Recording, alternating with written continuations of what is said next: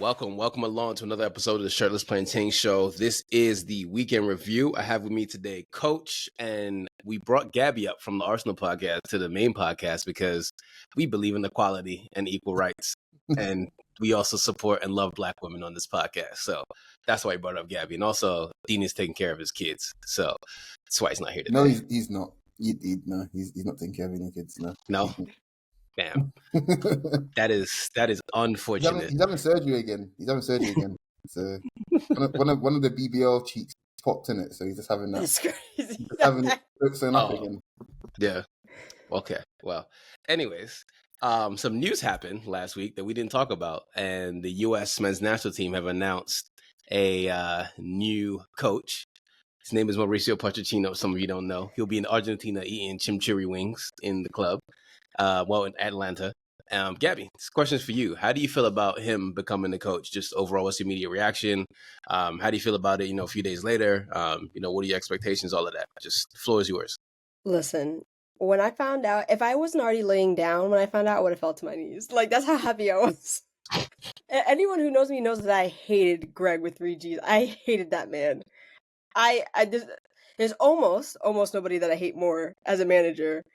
And as an Arsenal fan, you know who I'm talking about. You know I am, Marie. The evil that you have done in this world is enough. But I was really excited. I'm really, he was like my top 2, out of people we could actually get. I'm not talking about like the Klopps of the world. And I love TT, but I don't think he would be a good US coach. I'm going to say that now.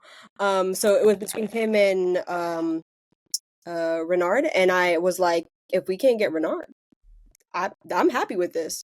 It's a coach who has a lot of experience. I mean, not in a national sense, but like he's been at big clubs, and I know his style of play. I'm very aware of him. Like, I just love him. I just love the idea of him being a coach. Like, and also I don't think he's gonna take much shit from like US soccer. So you're not worried that he's a bit of a loser? Like he's bringing a Tottenham stench with him. That doesn't worry you a little bit. Listen, at this point, Tottenham was how many years ago? But the stench never leaves you. You got to shake it off sometime. You have to shake it off sometime. You say that, but look at Harry Kane. Like, he was an exception. I'm just saying, I'd be worried if I were the US. He chose that life for himself. All right, he chose that life for himself. But Poch, I have a good feeling. Him coming in, and I'm excited for them to get started. I want to see what they look like, what our best 11 is, or what he thinks our best 11 is, because I have my thoughts, but we'll see.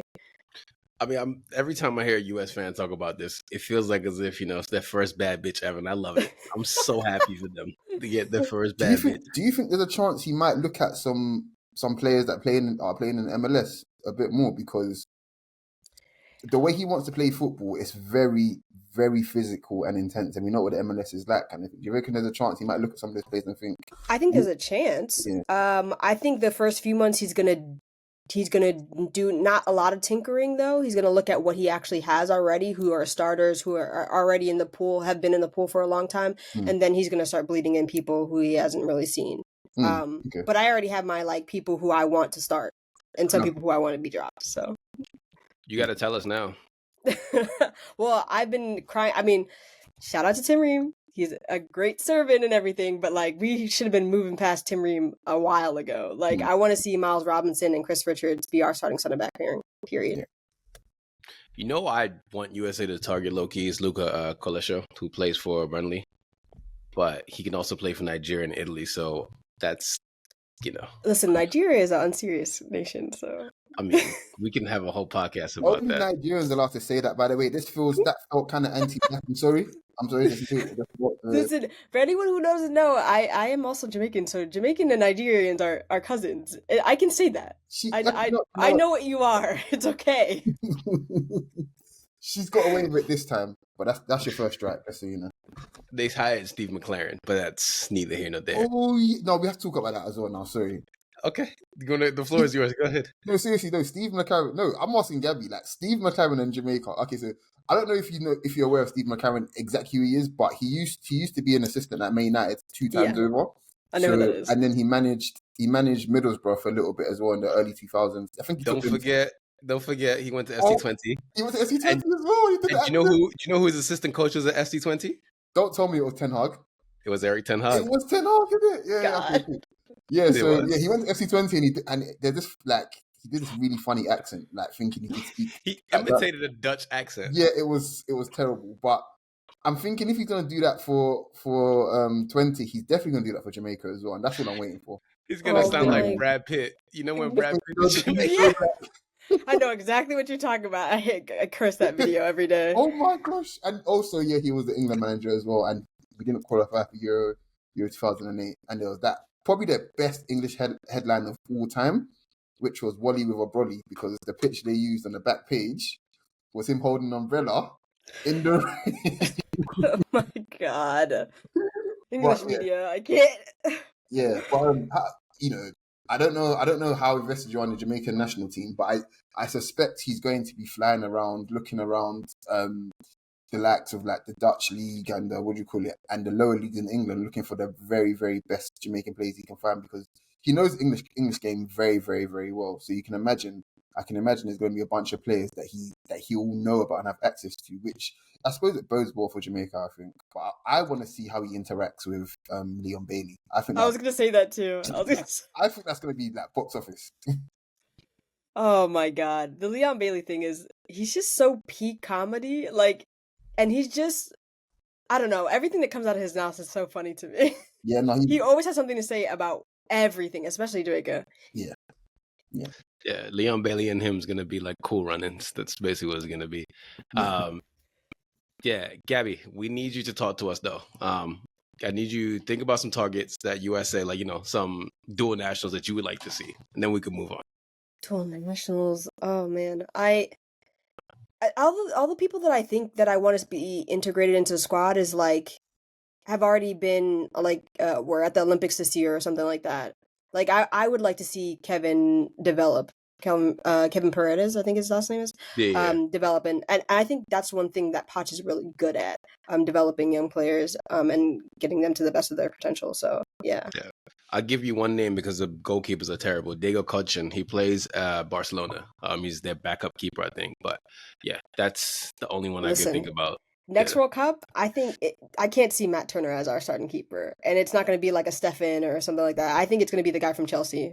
What's his name? Get Solinia. So yeah. I mean, Coach, why'd you make that face?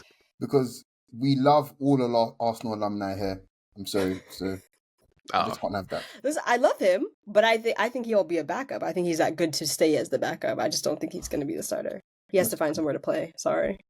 And you know what? We're going to move on from USA. We're going to go to Germany. I don't know how I was going to make a transition into that, but I'm not going to do it. I could, but yeah, this is I could too, but I'm not using that one. Pod, so, yeah, I'm not using that one either, because that's the first thing that came to my mind. I know exactly where you're going, and you're not a good person. Already. You're not a good person.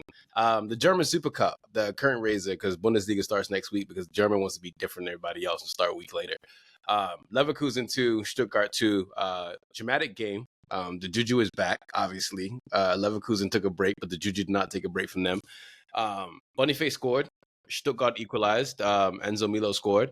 And then Martin Terrier got a red card on his debut. Good job. Stuttgart took advantage, and Dennis Undav came back and scored. So it was 2-1. And then, obviously, the most dramatic team ever, they decided, you know what we're going to do? We're going to score in the 86th minute. And it's Patrick Schick who scored in the 86th minute, because, of course, they score with a man down. That's what they do. They end up winning on penalties. But, guys, question for you. We said in the podcast that Bayern's coming back for their shit this year. What do you guys think about Leverkusen? Do you guys think they're going to put up a fight? Think they're going to come back? What do you think? I already made a prediction on the other pod that I think that Leverkusen would drop off, but I might have to check that. I have to check it. They feel like they still have the juju, so I don't know.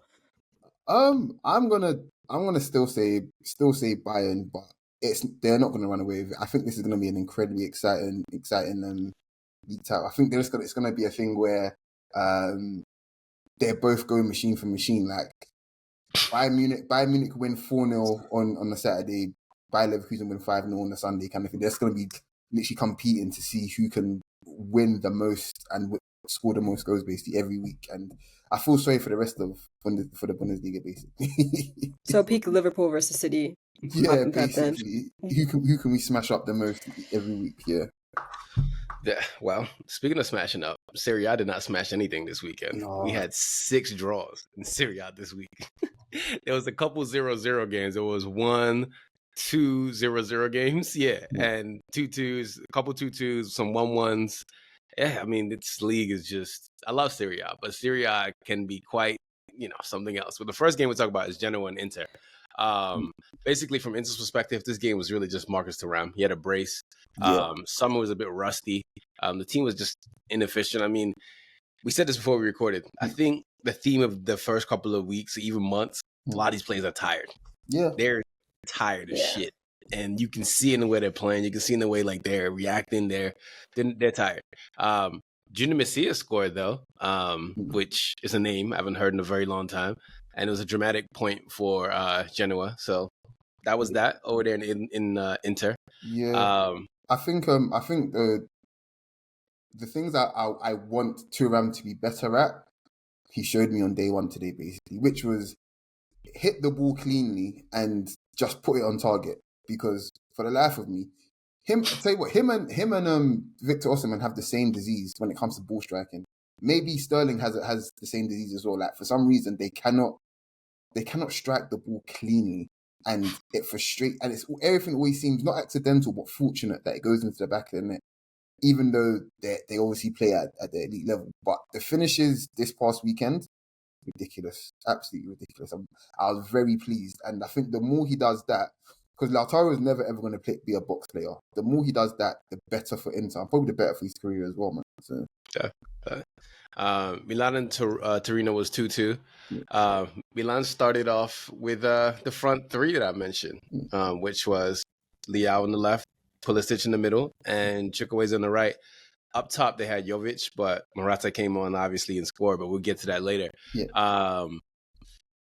Milan, they could have taken advantage of Inter dropping points, which is what they should have been doing last year. But guess what they decided not to do? They decided not to do that because they went down 2-0 because, Malik Thiaw, whatever, man, scored an own goal. Leao did not, missed a 1v1.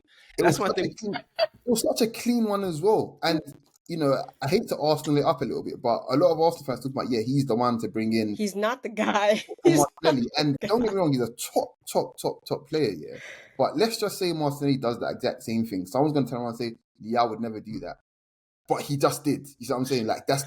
See, the problem is you're comparing him to Martinelli. I compare him to Pepe. That man will dribble past 5 players and then not put the ball into the back of the net. He's a very unserious player. That is mean. That's crazy. That is mean. But to add to your point, it was a season, I think it was last season, where Leao didn't score until like October, November, right? Yeah. And everyone kept saying, I was like, do you watch Serie A? Because this guy is the most talented, like, he's a technician, he's a very talented player. But when he pisses you off, But he's truly a winger because that's what wingers are supposed to do, is to piss you off. They try shit, but when he goes cold, he is Siberia. So... It's right. I mean, he showed it in the Champions League last year. What was it against the really bad miss against Newcastle? I think it was. Sounds about right. Oh, that I wanted to break something. There's no way I could watch that player play for my team every week. I'm sorry. I'm so sorry. I could never watch that. Yeah, and then speaking of ball striking, Duvan Zapata, he just has a name like a villain from like Street Fighter. Yes, that's what his name sounds like Zangief. He's been around for ages, man. He's actually been around for years. Yeah, he scored. Morata scored in his debut because that's what Morata does, right? Like, and it was a good goal too. No, it was the typical Morata goal. He didn't even know. I don't think he was even aware. Morata is going to bother me for the rest of my life. Fair. He's an NFT. He's a money laundering scheme, but yeah, seems to show up sometimes for his clubs. No, I have to give him props. He's had a very, very good career, and he's played for some of the best clubs in the world, apart from Chelsea. But yeah, that goal was just Morata all over, and that's going to be the kind of thing to kickstart his career. He's going to score like for like the next 6-7 games now, just because he's put the monkey off his back in the most undeserving fashion, if you like. He's only doing it to spite you. I That's know. This is true. Him and Immobile, I think, are teaming up, man. Like, I've had enough. Chiro Immobile, what a guy. Then Noah Okafor scored, which, by the way, that was a really, really good ball from Yunus Musa. Yes, it was. I was waiting for you to say that. I was like, look at my boy. I love that for you. We're going to get you a starting place soon enough. I'm going to get you a new kit number. I don't know why he's wearing. He says he was 80 because we're not dealing with his favorite player. This is not the NFL. Stop that shit. Go get a real number. Like, this is not. That's my football ick. Stop the nonsense. Yeah, it's disgusting. But Parma's back in Serie A. I said Premier League. Parma's back in Serie A, and them and Fiorentina was 1-1. Parma, they scored a really good goal. If you haven't looked at it, please go look at the Parma goal. It's a really, really beautiful finish. But yeah, it's a hard point for them, so good for them. Dennis Mann, Dennis Mann's goal was really, really good. And Christian Baraghi scored. By the way, that goal, Zion Suzuki's in goal, right? Remember I told you the African kid, the one that plays for Japan, the black goalkeeper? His assist was really, really good. So he basically started the whole entire thing from his goal. And, maybe Man United scouts do know what they're doing and nobody listens to them. That's such one of my favorite things in this specific sport is like when goalkeepers get assists and you're just like, yeah, that was nice. So Verona and Napoli. There's a quote from Antonio Conte that I have to read verbatim. He says, and I quote, "There's only shame. I'm ashamed as a coach. A thing like this has rarely happened to me, both as a player and as a coach. Today, my heart is bleeding. Let's see if anyone else is bleeding in the next few days." Oh my God, he's so dramatic. I mean, he did come out in his press conference before that game and was just like, came out swinging. He was like, we're not ready. We're not going to be ready for the next, few weeks, few months or something like that. I was like, oh, this guy's about to go down in flames already. Oh my God. He's basically, for those of you that don't speak passive aggressive, he's basically said, if any of these bitch asses want to see me, come see me. You know exactly where I'm at. That's what he said to me. Oh my God. He's every Italian stereotype ever. Like, he's literally every Italian stereotype ever. That's what he is. Like, God. This guy, as a player, was the same way as a coach. Just overtly, I don't give a damn. And that's just how he is. And Napoli looked terrible. I'm not shocked. Didn't they lose like 3-0 or something like that? Yeah. To Verona. They lost 3-0 to Verona. The question I have... I was going to say, it looks as if Osimhen might be the late dramatic move that kicks everything else off, because from what I'm reading, it looks as if that he doesn't want to stay. I don't think Conte wants him either. I think Conte wants his baby Lukaku back. And Scott McTominay. Yeah, that would be mental. That would genuinely be mental. But I think I actually see Osimhen leaving now, because Conte is that kind of coach. You didn't see him leaving before. No, not really. No. I did. I did. I thought he was going to be the domino for PSG. Yeah. I mean, we'll get into that. Gonzalo Ramos fractured his ankles out for 3 months. Exactly. So we'll talk about that. Makes it easier. But the question I have for you guys is, do you guys think Conte is finished at a top level? No. I don't think he's gonna keep getting jobs in and around the top leagues, but I don't think he's gonna get, like, the reason why he's managing Napoli, and for example, who else had, like, I don't know, a big name come in this summer? Barcelona. The reason why he's managing Napoli, not Barcelona, is because a lot of teams probably recognize he can't do it at the top level anymore. And like Mourinho. Yeah, exactly. Yeah, and fuck Mourinho as well, by the way. And you have to remember as well, these teams want to do well in Europe, and his European record is so scary. So they're looking at all of these things. So he's a league manager for sure. Yeah, and I don't think he's gonna get anything probably bigger than Napoli unless he does something crazy with them. So yeah. Yeah, I mean, two debutants scored, Livramento and Mosquera. Not the sexual assaulter Mosquera. It's a different one. But, yeah. I shouldn't laugh. I'm sorry. It's not that one. That guy is a freaky-ass nigga. And we talked about this. Real. Very, very nasty man. Lock him up. Jail immediately. Yeah. Napoli just looked like they lacked ideas once Kvara came off. He got dizzy in the collision earlier, so... Yeah, it's unfortunate for Napoli. They're just looking really, really rough, and I expected this. I don't ever think ADL and Conte should ever be a pair. I don't think they should ever work together. We knew it was a disaster from the beginning, but they decided to make it work anyway. And I'm just excited to see how far the rails go off before like something dramatic happens between the pair of them. So yeah. I already put my bets in for how long he's going to be at Napoli. So I said I gave him at like a long stretch. So 1.5, 1.5 seasons. Really? I have a bet with somebody else who gave him. He's gone at the end of the season. Gone. Coach, where do you see him? I think he's definitely. Yeah. Well, yeah. I think he's gone at the end of the season as well. But would he last longer than Maresca at Chelsea? Yes. I really don't know. Two bald Italian men. One just wears a wig.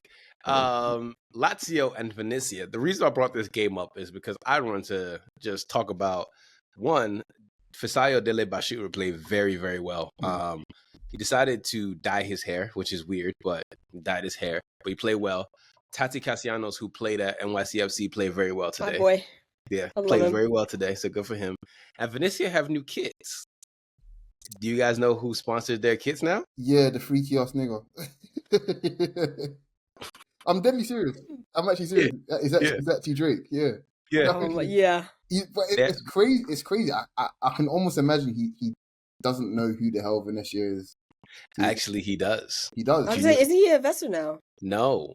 I will give you guys a story of what happened. So this is for Gabby, who Gabby knows this. Shay Mitchell's boyfriend or baby father is one of Drake's boys. Oh, okay. I know who you're talking about. Yeah. Yeah, and then they had some financial issues, and then he talked to Drake about it, and they cleared their debt up, and now they're signed with Nocta. So Drake helped clear their debt. So not him giving money away to people when he has his own betting debts. Like I know he's that's the thing people don't realize about Drake. I genuinely think him and Bruno Mars are two peas in a pod. I promise you, he will be in Vegas. Bruno's issues is. I promise you that. Bruno's issues is a little bit different, but that's neither here nor there. Anyways, let's go to land where there is no snow, and that's in La Liga. Barcelona beat Valencia 2-1, and Lewandowski scored a brace. They came back from 2-0. It's like Lewa just randomly just scores. Yeah. I was going to ask you, do you think he's done at the top level now? I feel like he's not seen as an elite striker anymore. Put it like this: he's going to have. This is probably the last dance for him, I think, in terms of him having a good scoring record. But again, you look at Barcelona and what they're doing and what they have been doing. They usually always have a really, really good striker. But the reason why they haven't replaced Lewandowski is because they broke boys. They don't have the money for it, and whatever else. So yeah. There's a reason. Shout out to Frankie Dion. He's going to be on their books for a long time. Yeah, how much? I think he's one of the top. I think he earns something stupid. Yes, he's their top earner. He is. He's like 310 or something like that a week. Apparently, way more. Really? Because they delayed his thing. Yeah.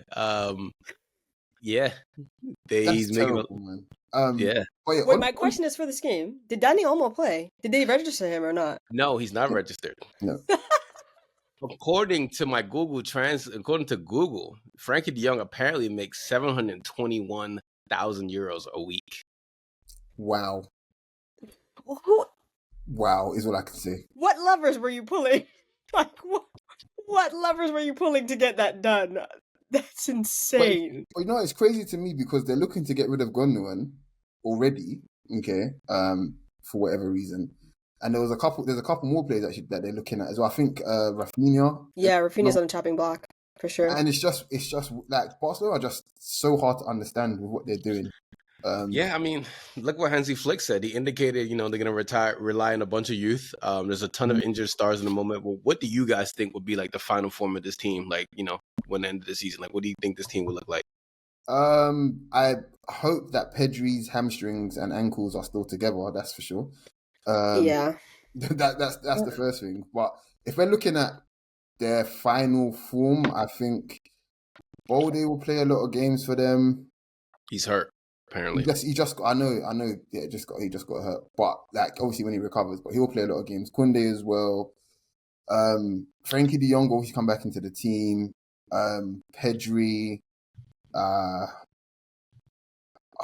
To be honest, I want to say Ferran, but again, he's always coming off the bench and shit. But Dani Olmo will obviously be there. I think he'll be their most advanced midfielder.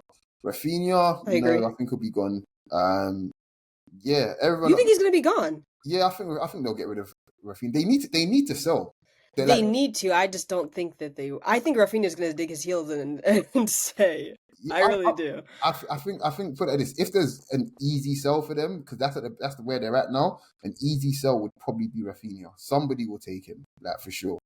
But yeah, I think that's probably everyone else in the team. I'm not too sure about, but I'm pretty sure. Yeah, the likes of Pedri, Koundé, Balde, Yamal, obviously. Yeah, Yamal for sure. Like Kabasi, those players are like stamps. Those are the ones. Everyone else, I feel like is plug and play. Lewandowski as well. Everyone else, I feel like is plug and play. They'll find a space for them, man. But the most interesting thing about them, I will say, they have a player playing for them called Alex Val. And this is for my Street Fighter nerds out there. But Alex Val obviously is like one of the best ever Street Fighter players, and now he has a namesake in Barcelona, which I think is very cool. That is one of the most nerdiest shit. I love that shit. Such a nerd. Oh my god. Bilbao and Getafe in the La Liga Open Razor. Olen Sanchez scored, and it's a great story, by the way. Chrysanthus Uche scored in his La Liga debut. So about 3 years ago, he was in Owerri, Nigeria, just playing amateur football. He went to like 3rd Division La Liga, and he went from 3rd Division La Liga to start in La Liga. He's a midfielder. Started as a striker and scored a header off a corner. And that's how he started off the La Liga debut. So good for him. And Nigeria producing midfielders that we can actually use. So, we'll good see. for us. Yeah. Yeah, we won't use them, guys. Let's Nigeria, guys. We'll see. Ahmed Musa's coming back to play every position. Yeah. Nico Williams came off the bench. He looked a little bit sparky. Couldn't do much, but he is tight. What do you guys expect to see Bilbao finish this season? I think they'll probably finish in the top 6. I think. Yeah, I was gonna say, where did they finish last season? They got Europe, didn't they? Yeah, I was gonna say they normally finish at least top 6. I feel like. Not always, to be fair, but just recently. Yeah. So what happens when you find black bass players? So this is true. Betis and Girona was 1-1. Girona actually managed to dominate Betis away, but they couldn't get a draw. Couldn't get the win, but it was not a bad result. But they got gutted. That team is gutted. Yeah. And Donny van de Beek still can't play. Celta Vigo and you guys did him so dirty. He should have never went to United. Oh my god. A lot of people shouldn't have gone to United. This is true. Mason Mount was one of them, but we'll talk about that later. Celta Vigo and Alaves. Celta Vigo beat Alaves 2-1. Iago Aspas is 37 years old and still balling out. So him and Joaquin are literally, again, the disgusting brothers, basically. 2 peas in the pod. Like he's gonna we're talking about people that genuinely hate their families. These guys are right up there. So we're talking the likes of Modric, Tom Cruise, Tom Brady, obviously, Cristiano Ronaldo. These guys do not fuck with family at all. What's his name? Aaron Rodgers. Family's not their thing. Goku. Oh my god. What that matters to them is just competition. That's it. Everything else. LeBron's dad. I mean, now. Wrong chat. Right. To be fair, I thought Aspas had retired ages ago. I was surprised to hear his name again. As well. I was surprised. So yeah, I'm pretty sure he played for Liverpool at some point. He did. I saw a picture of it today because so I think somebody. Wait, who did they play this week? Oh, Liverpool, Ipswich. No, not Liverpool. Sorry, I mean, who did Aspas team play this week? Oh, they played Alaves. Okay, so some mad Liverpool fan literally put up this tweet about Zubi making a mistake to a goal, which was like an old clip, and Aspas scored, and I was like, "Damn, Aspas still alive? Still around? Oh my god, he's gonna keep doing this to his 40s. So shout out to him. I do love when players get older and they just don't give a damn. It's like, I'm gonna keep playing. So. Modric is another one. I don't know why Luka Modric is still playing, but he's still around. Leave the football before it leaves you. Family is a figment of their imagination. They don't even know what that shit is, man. Please, I'm telling you. They need to watch Fast and Furious. Las Palmas and Sevilla was 2-2. we normally wouldn't care about this fixture, but there's a reason why. And Coach, tell us why. Freedom! Look, there's no reason why I should like Ole McBurney as much as I do, other than the fact genuinely, he's just one of those footballers you can't explain what. Everyone has those shit footballers that they like. I've got a few, the likes of what's his name? We know. Yeah. Oh, really? Okay. Okay, if we want to go with it, now joking. But the likes of what's his name? Jack Colback, Newcastle and Sunderland legend and whatever else. I can't explain why, bro. I can't explain why. Flipping, what do you call it? James Morrison, he played for West Brom, you know what I mean? He battered Santi Cazorla a few times, you know what I mean? Like, the players that you can't explain why you like, you just like them. You know what I mean? And McBurney is one of them. Yeah, and shout out to him. He actually had a good game. Like, he missed quite a few chances. But then he forced the own goal as well. And it's nice to see, Brits go abroad and just take chances because, again, it doesn't happen anywhere near as much as it should. Someone tweeted a few weeks back that he should open up a beach store after he retires in Las Palmas. That seemed like something he would do. Genuinely. So I was like, what? That's a 10 out of 10 tweet. That's a 10 out of 10 tweet. Really, really good.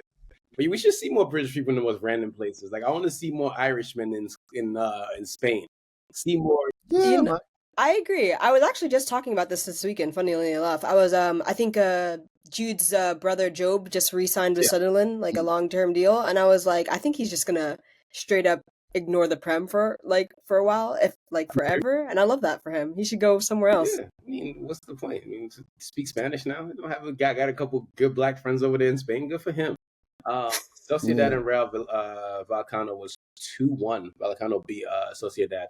Sociedad, is Arsenal whispering into their ear? Is it affecting them?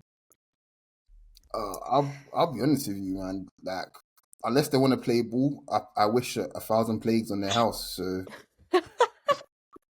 Listen, I've already seen the videos. My guy already waved goodbye to the crowd. He said farewell.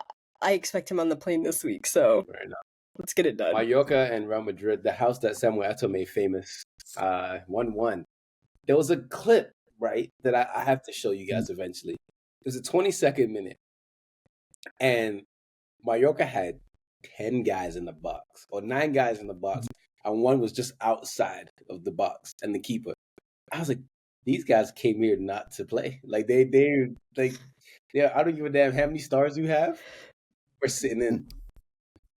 I'll be honest with you, I think they did play. Terrorist football. I think Mallorca did play. It's just the overwhelming nature of Madrid's attack will force you to do that. But I think whenever they got the ball today, they actually played well. And I feel like they actually exploited a couple of things. Real Madrid not being physically ready, but also just the cavalier approach that Real Madrid tend to have when it comes to defending, because they just rely heavily on their attack to bail them out, and they were picking holes in them on the counter. Like Asano, Arsenal legend by the way, was he was running he was in the 1v1 duels. He was running the channels really, really well, and created quite a few dangerous situations. But I want to ask, and this is to anyone by the way,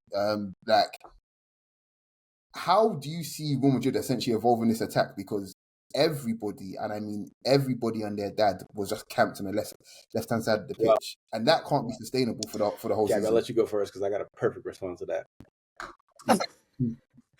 I genuinely don't know. Like, every time I watch Real Madrid, especially in the game today, I watched the first half before I went out. I was just like, the only one who wants to be a midfielder is like Valverde, and then everybody else is like on the top of the box or like camped inside the defenders. Like, they just all want to run and shoot, and I just, you're on top of each other. Do you guys not want to like some space, some like relax? I don't know, disperse a little bit. I don't know. I mean, they always play well, but like they did play. I know they drew, but they did link up like really well, like Rodrigo, and there was this one, this one movement or this one moment they had. Everybody took a touch. Everybody. I was like, somebody, just one person shoot. Finish with a nutmeg pass. I was like, these guys are really, really good at football, and this isn't fair. Yeah, they were like, we don't give a fuck. We were just like, whatever.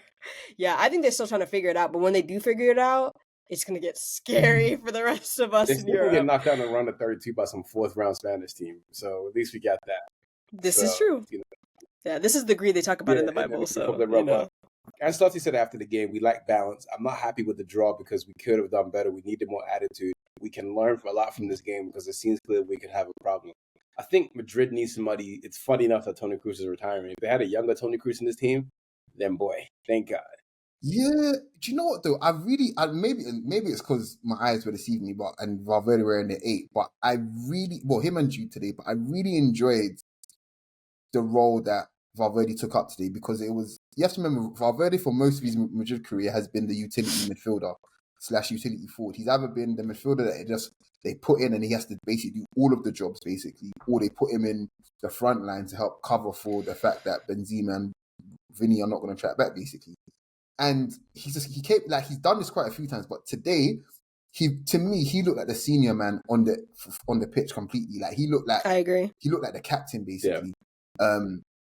And it's so impressive because I think as the season goes on, Ancelotti's probably going to defer to him to be the guy, to be the tempo setter, which is something that you watch Valverde play, you'd never think, do you know what, this is going to be the guy to be the tempo setter because he's so high energy and he's so all action kind of thing. But I don't think he's so complete. Yeah. I think he's so complete, and I feel like he's so comfortable doing whatever role or even position you need in midfield. Like I think he's fantastic, man, and he's the one of everybody that they need to praise stays fit because there isn't another sort of replacement for him in the squad at all. He's that good, man. I agree. I mean that midfield. They have a 3-man midfield, and it's just like I feel like he's just the one person that you cannot drop. I know people say like it's probably Jude or whatever, but I feel like sooner rather than later, Tchouaméni is going to come out of that. And whenever Camavinga gets fit, I know that Ancelotti likes doing terrorist nonsense with him sometimes and putting him on the at fullback or whatever. But I don't want to see that.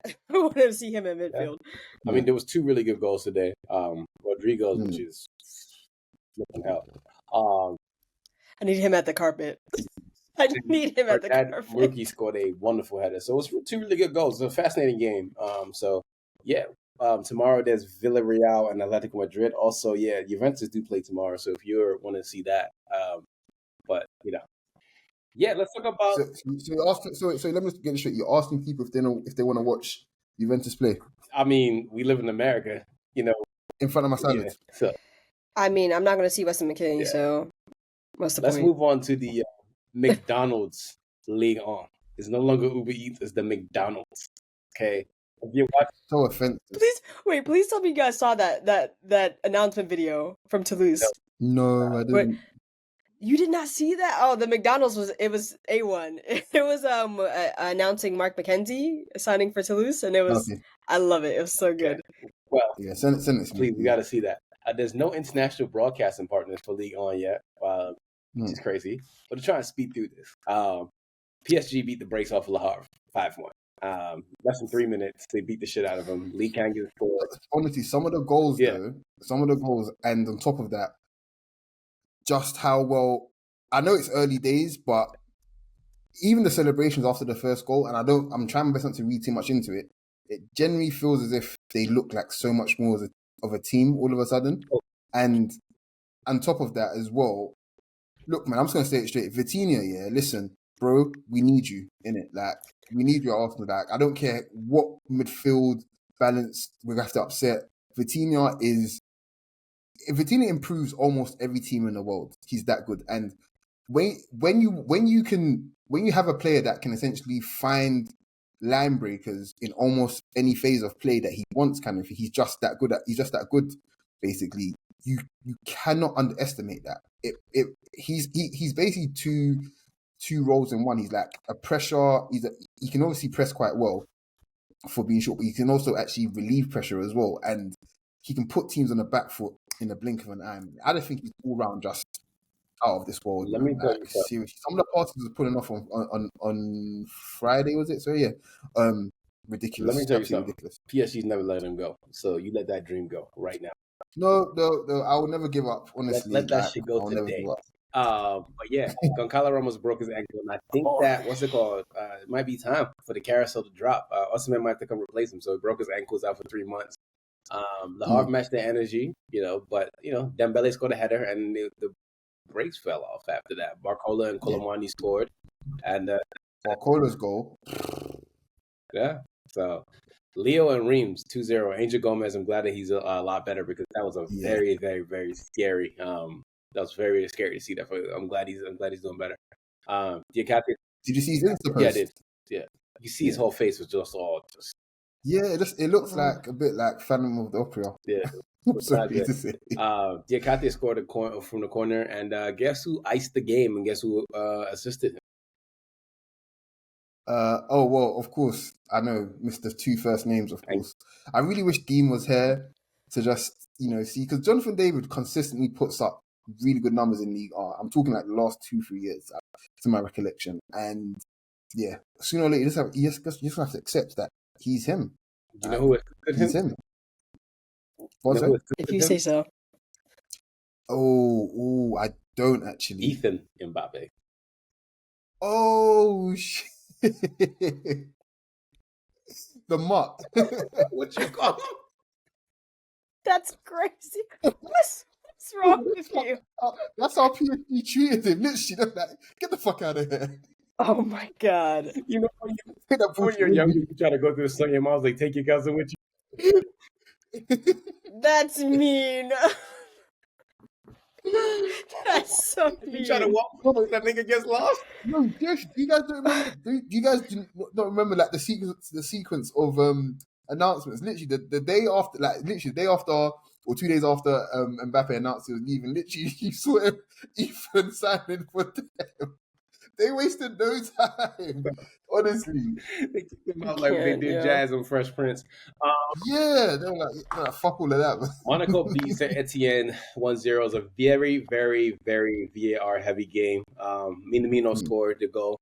A lot of disallowed goals, a lot of decision reversals. So, Leo Trossard refereed this game, by the way. But good. Yeah.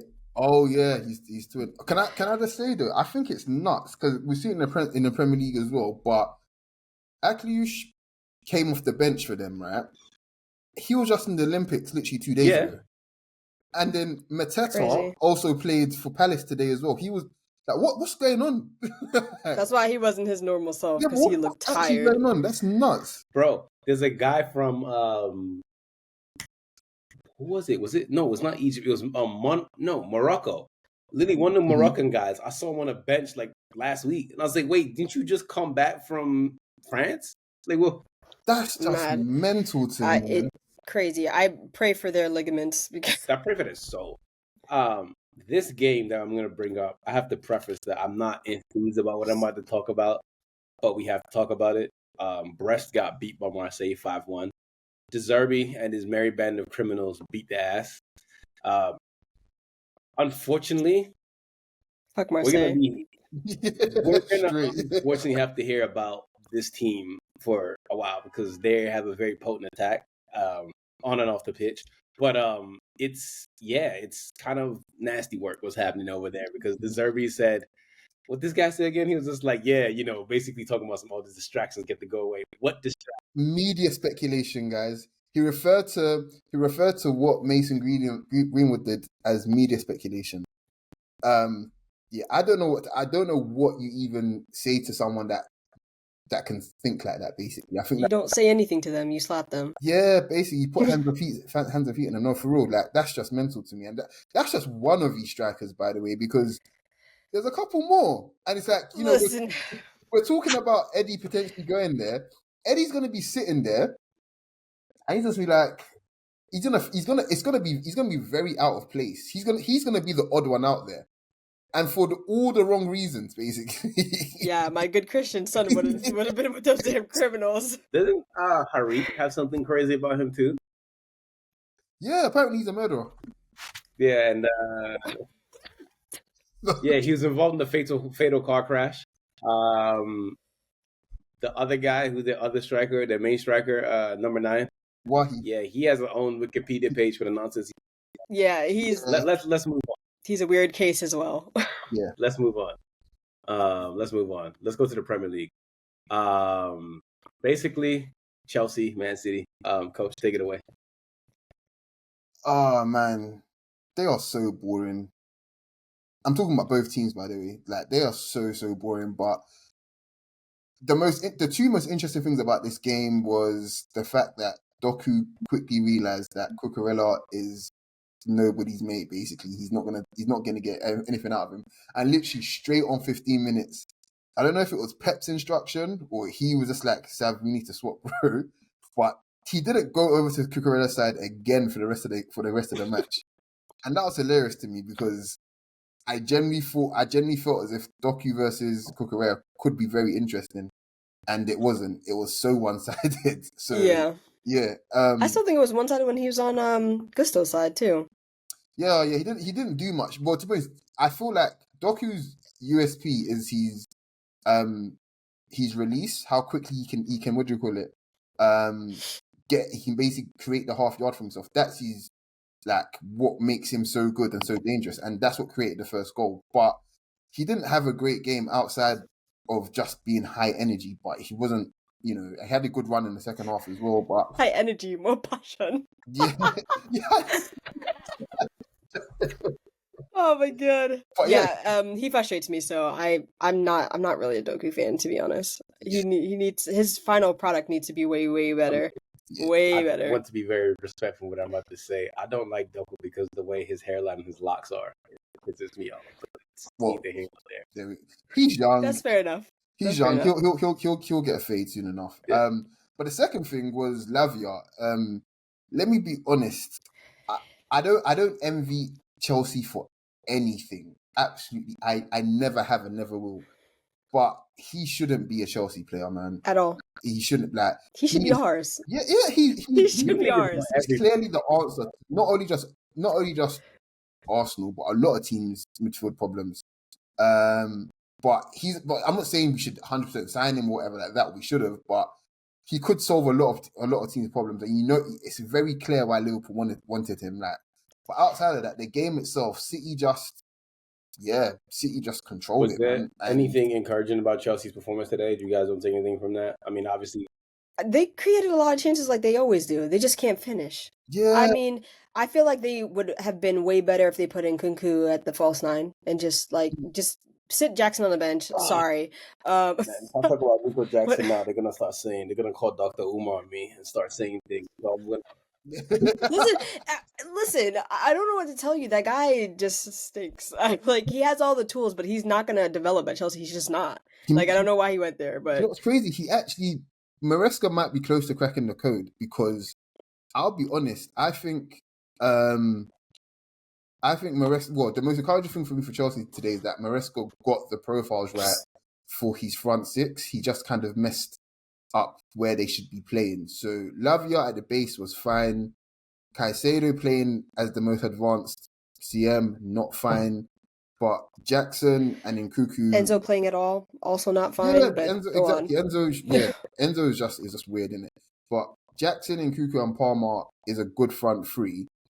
But it should, to me, be Nkunku in the middle and Jackson wide. And the way what would make it work is the fact that Jackson essentially is the striker, but he gets a lot more time and space coming in field, because through the middle, I think he's just dog shit, basically. And Nkunku's clearly a much better footballer.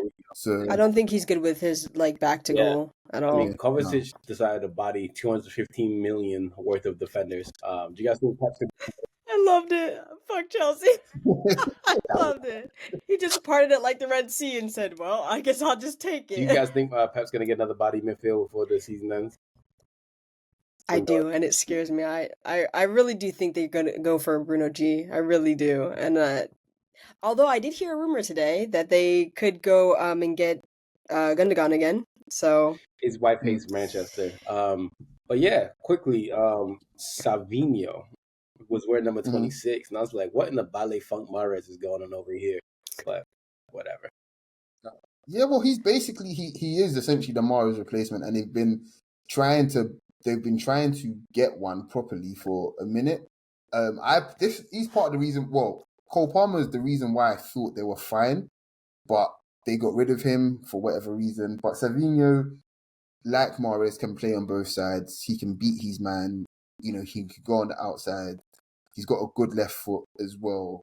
But he's gonna need time. Like, he looks good already, but he's genuinely gonna, if he wants to hit the standards of Mahrez, people are gonna need to be patient with him, I think. So yeah, but he's very clearly a good player. Like, for anyone that watched him last season. Quickly, let's move on. Try to move this along. Ipswich beat Liverpool. Ipswich lost 2-0 to Liverpool. Kieran McKenna side, they showed a little bit of stuff here and there, but newly promoted team against one of the best teams in the league was always going to go one way. Omari Hutchinson looked good. Fair play to him. He did. Leif Davis looked a bit shook. So maybe Dean was right when I crazily suggested that Leif Davis should call up to England. Fuck that up. But Arne Slot had some halftime adjustments. Men fatigue, so Jota and Salah end up scoring. Kwanzaa came off at halftime because Slot said that he didn't win his duels. I mean, yeah, he actually aired him out in that press conference. I was like, damn. What do you expect from a manager who looks like a Harkonnen? What are your impressions of him? Your first impressions? I think I feel like he already has like Liverpool ticking a little bit. They just need a little bit of tinkering, and that kind of scares me. I mean, I still think that Arsenal and City are two of the best teams in the league, but like Liverpool are not going to be that far away, to be honest. And I think he's just very clever and bold. He's very Well, he's very clever, but I think he probably knows what he needs. But I think there's a reason why he's the Liverpool coach, and it's because he's incredibly adaptable. Yeah. And he, all due respect to his previous club, but Liverpool have much better players, so he's able to essentially impart his ideas of what he has, and he just kind of adapts to what he has, kind of thing. But yeah, Mo Salah, yeah, my new record.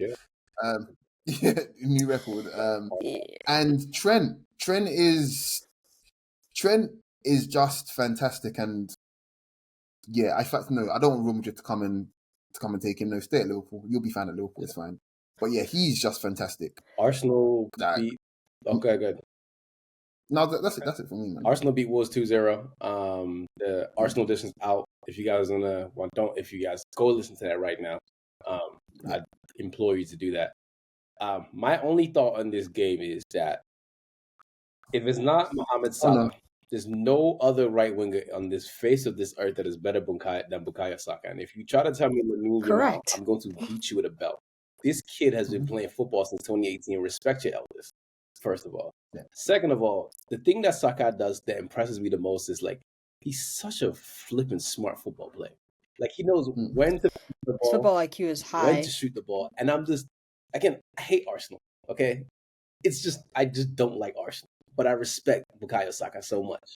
So the kid is fantastic. That's the only thing I take away from that game is that Saka is just better than every single person you want to compare him to. So. You can tell he was here when Wenger was here because he is very, very smart. The kid is brilliant. That's the only thing I got to take away. Brighton beat the brakes off of Everton 3-0. I mean, I only want to get into it. They just beat the brakes off of them. I need Everton to go down this year. So can I ask? A good friend of mine, he was basically saying this Everton side is like literally the worst side he's ever seen in his life. And if we were to go through player by player, guys, I just want to know how many players do you reckon you can name just in the Premier League alone that are better than each individual player, kind of thing. So like, I might just throw out some random names to you, like Jack Harrison, for example. How many players off the top of your head do you reckon are better than Jack Harrison in his position? He played left wing, right? Yeah. Well, no. He plays in midfield actually. No, he was right. He plays right wing. Yes, I could maybe give you like.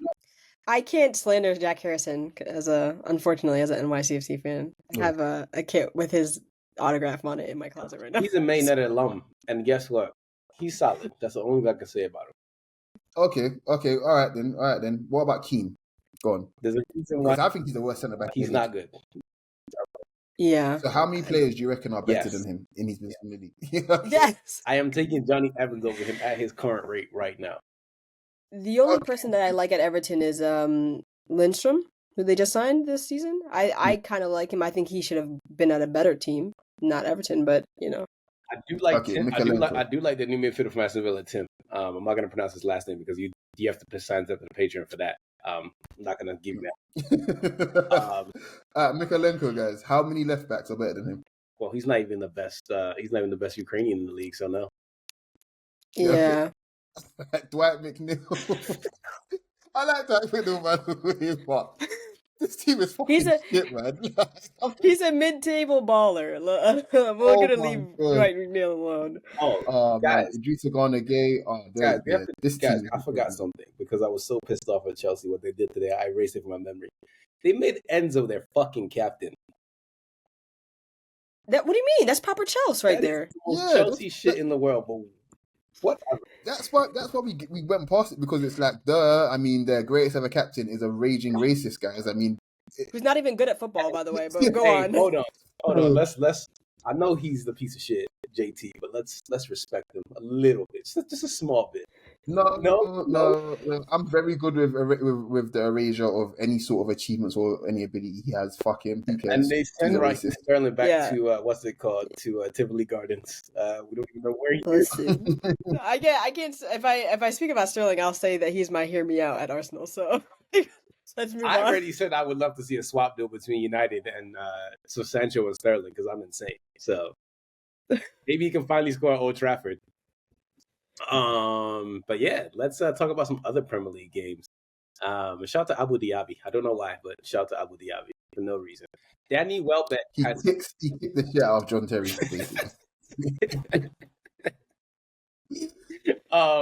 Danny Welbeck has scored in 15 Premier League seasons in a row. Shout out to my boy. That guy Welbs. Arsenal and Man United at the same damn time. Yeah, no, for real. I had the pleasure of watching him dump a hat trick on Galatasaray one night. If I took my cousin to that game, his first ever game, and yeah, Danny Welbeck will always be good in N5. Always, yeah. It's very. He might be in terms of being stamped. He might be the closest to R9, and I'm deadly serious because R9 is loved by Real Madrid and Barcelona, right? And Milan and Danny Welbeck is and Inter and Welbeck is loved by Arsenal and United. I mean, how do you even do that? I mean, that guy. Listen, he gave me some good memories. That goal against United in the FA Cup with that ugly boot kit. I'm sorry. Hey, watch good. My friend had to eat a punch in the face from a United fan after the game. He said it was. So yeah, honestly, like Welbeck, yeah, he's easily the greatest Ghanaian alive. Easily. Kobe Maino's up there. Newcastle 1, Southampton 0. Ball don't lie. Brent Barrington Diaz dove and got paid for it. Joelinton, after they went down to 10 men, Joelinton just got a new rebirth. It's impressive. Did he? Yeah, he did. You don't remember Joelinton when he was a striker before he moved to midfield? He was shit. Now he's less shit. Do you know what's crazy? Less shit. Okay. I'm trying to remember who else has made that move apart from the obvious one, which was Dembele. But I think coaches that do that are always. I'm always fascinated to know why they, what they see, and is it because they just think this guy sucks being a striker, so let's just try him somewhere else, or is it, oh no, I actually see some some good qualities here. We can use him here instead. Yeah. The legacy of Wenger. That might be it as well. But yeah, no. Look, Joelinton is a big thug, but I respect how he's been able to have a good career after being a failed striker. Like I can't not respect that. I mean, Southampton's going down, by the way. I need that. Yeah. I hate going to St. Mary's. That's our bogey team. I never want to see them again. I was so upset when Leeds let them come up. I don't like. Aston Villa beat West Ham 2-1. Amadou Onana, of course, scored in his debut. Ruined Lopetegui's West Ham start. Souček missed the sitter to tie at the end. Do you think West Ham fans are going to miss? Oh, John Durant. Good finish. Good. Yeah. But do you guys think West Ham going to miss David Moyes? Look, time will tell. David Moyes is one of the greatest Premier League managers ever. So I think he'd be a big miss for anyone. But yeah, man, I don't know. It's hard. It's really it's hard. It's very early days. What I will say is Lopetegui is a very unsettling coach. is the best way I can put it, because you never quite know. I personally never know what you're going to get with him with his lineups. He might end up playing Jared Bowen as a midfielder next week, so we'll have to wait and see. Listen, if he plays what I think he's going to play, or what he should play, I should say that, they'll be a good team. I mean, Bowen and Somerville, if he starts, which he should, and Full Creek up top. Listen, that's a massive guy, by the way. He really is. He really is. Brentford and Crystal Palace. Brentford beat Crystal Palace 2-1. As they did make a pass to Tyreek Mitchell, his free kick should have counted. Yes, that was not a foul. I'm sorry. Just unfortunate. Brentford, good value though. Dean's son and Buemo scored. Dean loves him a lot. Yeah. Listen, in the Battle of the Baldies, Wissa came up on top over Mateta today, but it's okay. And he got me fantasy points as well. Ooh. 3 bald niggas on the pitch, all black.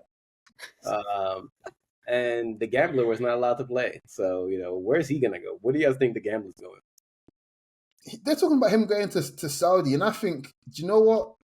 Good for you. Genuinely. Yeah, that's where he should go. Yeah, I thought he was going to go. I honestly thought he was going to go to Tottenham, but then they went and got Solanke, who's better. So, yeah, Saudi it is. Yeah. Also, is Mikel Silvestre another Arsenal United legend as well? He did a funny dance once for us, so I don't know. Whatever. I'm doing this to y'all. Oh, man. We forgot about United. United started off with a 1-0 win. The United podcast is out. If you guys want to take a look at that, do that, actually. Gab, Coach, you got anything you want to say about United's game? You guys love a debut goal, and it irks me. It irks me every time. Too. Oh, my God. I just knew it. I don't know. I don't know if I have anything interesting to say other than the fact that there's clearly, and I mean clearly, an emphasis on Ten Hag to try and close the gaps, basically, for when you don't have the ball. But the players still haven't caught up to it. There are still problems I saw from last season, which it is what it is. It's still the first game of the season, but I just feel like because it's such a big problem, it should have been something that was really hammered home during pre-season, but there are still gaps there. But with that being said, Fulham are a good team with good players, and I don't feel as if they really had, I suppose, they didn't have any real grievances to feel like, we should have done better today. I feel like United were actually just better than them. But yeah, shout out to them. Shout out to United for the win, I suppose. It's quite literally a game that they lost last season, so they already corrected something from last season already. So, yo, listen, there was a point last year I just quit. I just kept watching everything. I was mentally checked out. I was like, y'all niggas got it. Don't piss me off. Tomorrow we have Tottenham and Leicester, and that wraps up the weekend review. Anything else that caught your eye this weekend? Just fantasy, really. So let's have a look at the. Fuck Holland for getting that yellow card. Pissed me off so bad. Yeah, well, my God. Good for you for what do you call it, for getting him in your team. What sickle spends £15 million on one player? That's 2 Rashfords. You know for a fact he's gonna score at least 30 goals this season. Be serious. Yeah. Well, boy, I'm just not doing that. So yeah, we have 3 leaders currently in the FPL right now. So New Inspiration FC, Living Saliba Loca, and Saconomics. So the guy New Inspiration FC, that's actually my mate Luke. I'm pretty sure he's aware anyway. But yeah, if he gets the thingy, we're not giving him a prize. He's fine. He doesn't need to get a prize. Fuck him. But yeah, shout out to everyone that doesn't have Haaland in their team. You guys are good people. And shout out to Emily, Charlie XGX. Yeah. So that's a great name. Really, really good. New Inspiration FC sounds like a church that Nigerian made. Listen, I saw some really good names. I saw some really good names as first team. I saw someone said, what's it called? Oh, Old Havertz Die Hard or Kai Hard, and I was like, so cold. Such a good name. How do you guys come up with this stuff? My favorite always will be Into Your Nan. And that's where we end. Yeah. Ladies and gentlemen, myself, Tosin, Coach, and Gabby, we are out. Everyone take it easy. Peace. Peace. Take your shirt off. Take your shirt off.